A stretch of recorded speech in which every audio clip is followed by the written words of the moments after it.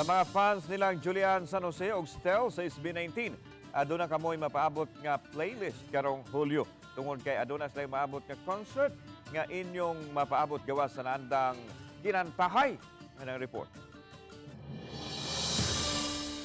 Mahinayon ang collab nila ni Asia's Limitless star Julian San Jose og SB19 member Stel.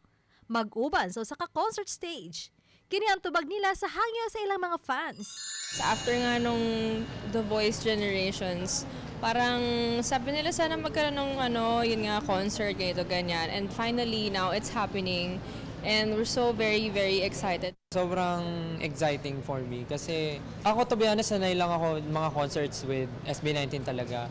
Pero yung ganitong kalaking klaseng engagement with other artists na napakakilalang kilala rin and sobrang sikat.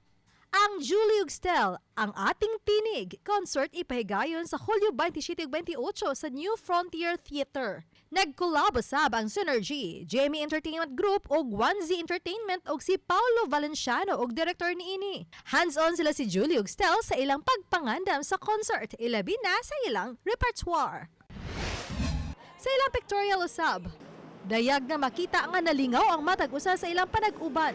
Sugod pa sa The Voice Kids Philippines, isip mga coaches nga nakuhaan og gulagway ni celebrity photographer nga si Shaira Luna. Kay gawas sa kinantahay, grabe usab nga sinumugay ang makitaan sa ilang mga fans atol sa konsyerto. So ako pala yung bad influence dito.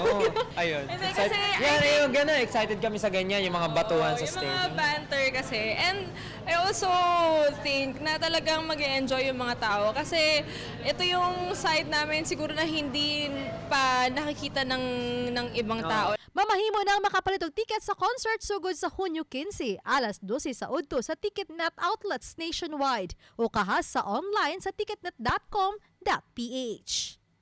Oba ni Rod Prado, Femery Dumabok. Balitang Bisdak.